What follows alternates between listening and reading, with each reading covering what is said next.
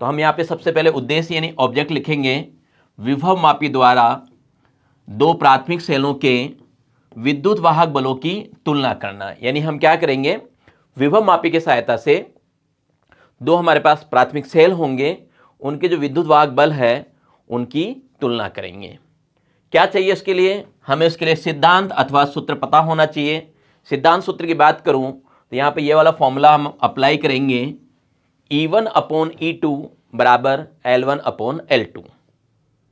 E1 E2 जानते हैं विद्युत वाहक बल है, और L1 L2 क्या होगा, वो जो विभव मापी है जहाँ पे संतुलन लंबाई आएगी वो L1 और L2 होगी। देखिए मैंने यहाँ लिख भी रखा है, E1 का तात्पर्य जो है यहाँ पे वो है लेक्लांसी सेल का विद्युत वाहक बल जो कि वोल्ट में होगा। E2 की बात करें तो E2 है डैनियल सेल का विद्युत वाहक बल, ये भी किस में लेंगे, ये भी हम वोल्ट में ही लेंगे। L1 लेक्लांसी सेल के लिए विभव मापी तार पर संतुलन लंबाई, यानी जो जोकी लगाएंगे और गैल्वेनोमीटर पे जहां पे शून्य का विक्षेप आएगा, किसके लिए, लेक्लांसी सेल के लिए, तो ये L1 हो जाएगा। और L2 क्या हो जाएगा, L2 डैनियल सेल के लिए होगा। संतुलन लंबाई किस पे, विभव मापी तार पे। ये जो लंबाइयां ली जाएगी वो किस में मापेंगे, हम सेंटीमीटर में मापेंगे। बस इस सूत्र का प्रयोग करके हमें विद्युत वाहक बल की तुलना करनी है।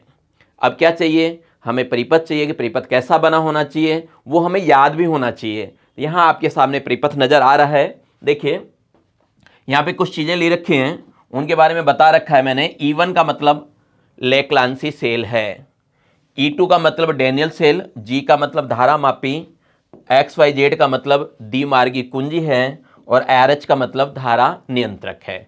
चलिए इसको चित्र में देखते हैं हम, परिपथ चित्र।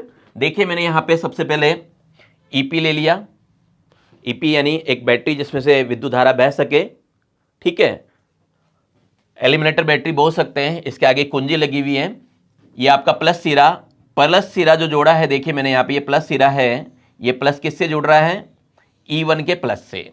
किससे जुड़ रहा है, E1 यानी लेक्लांसी सेल के प्लस से, और ये वापस किससे जुड़ रहा है, E2 के प्लस से। यानी ये जो मुख्य स्रोत है वो किससे जुड़ रहा है, दोनों बैटरियों के प्लस से जुड़ रहा है। एलिमिनेटर बैटरी ले रखा हमने, वो दोनों के प्लस से जुड़ गया। इधर माइनस की बात करें तो माइनस से हमने क्या किया, कुंजी जोड़ दिया। कुंजी से आपका ये धारा नियंत्रक जुड़ा हुआ है RH, और धारा नियंत्रक से हमने क्या कर रखा है, ये A और B सिरा जोड़ रखा है। AB क्या है, AB आपका विभव मापी है जिसकी सहायता से आप ज्ञात कर रहे हैं, ये A सिरा है, वो B सिरा है। अगर इनकी बात करें, इनके माइनस की, तो माइनस जो है E1 और E2 के कुंजों से जुड़ा हुआ है, और बीच में हमने क्या कर रखा है, गैल्वेनोमीटर जोड़ रखा है, और गैल्वेनोमीटर के दूसरे सिरे से हमने क्या कर रखा है, जो कि जोड़ रखा है। तो ये आपका परिपथ पूरा हो गया। समझ गए बात को, परिपथ बनाना आ गया हमें। वापस देखिए, ये एलिमिनेटर बैटरी, इसका प्लस किससे जोड़ना है, ये आपका A से B जो है वो विभव मापी है, A सिरे से जोड़ दिया, और इसी को हमने क्या किया, दोनों को प्लस से जोड़ दिया। इनका माइनस कुंजी से, ये द्विमार्गी कुंजी है XYZ।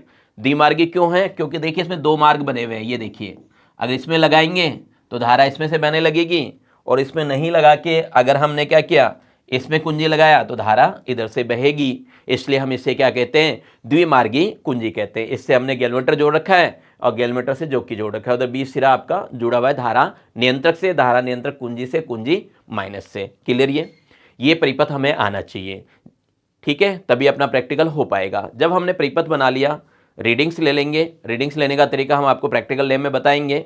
दोनों के लिए रीडिंग्स लेंगे। पहले कुंजी इधर लगा के हम लेंगे किसके लिए, E1 के लिए। देखो अगर मैं कुंजी यहाँ लगाऊंगा तो E1 क्या होगा, वर्किंग में आ जाएगा। समझ रहे बात को, अगर हमने इसमें लगा दिया कुंजी तो ये जुड़ जाएगा। ये जुड़ गया तो इसका मतलब क्या है, E1 गैल्वेनोमीटर से जुड़ गया, गैल्वेनोमीटर जोकी से जुड़ गया, E1 वर्कआउट करने लगेगा।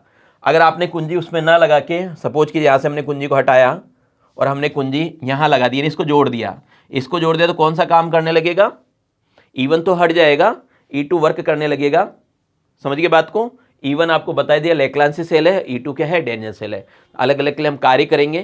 कार्य करने के बाद आपके पास संतुलन लंबाई प्राप्त होगी जो कि L1 और L2 है। उसके लिए हमें एक सारणी बना रखी है, ये सारणी आपको बनानी है और इस सारणी को क्या करना है, फिलअप करना है। देखिए यहाँ क्रम संख्या 1 2 3 4 5 6 बताया था, कम से कम अपने को 6 रीडिंग तो लेनी ही चाहिए। यह विभवमापी तार पर लेक्लांसी सेल E1 के लिए संतुलन लंबाई, जिससे मैं क्या कहता हूं, L1 कहता हूं, और किस में लेना है मुझे, ये सेंटीमीटर में लेना है।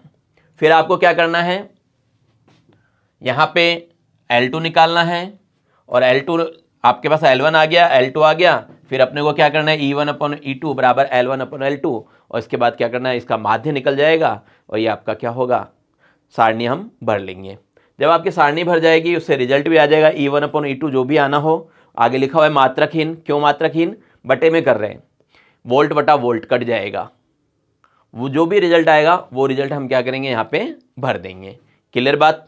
फिर क्या करना है, पूरे प्रैक्टिकल को करते वक्त सावधानी भी रखनी होती है, और ये अपने रिकॉर्ड में लिखना भी होता है। तो यहाँ पे देखिए सावधानी क्या करना चाहिए, दोनों प्राथमिक सेलों के सिरे विभव मापी तार के धनात्मक सिरे से जुड़े होने चाहिए, जैसा कि मैंने आपको भी बताया कि प्लस प्लस के साथ जुड़ा हुआ होना चाहिए।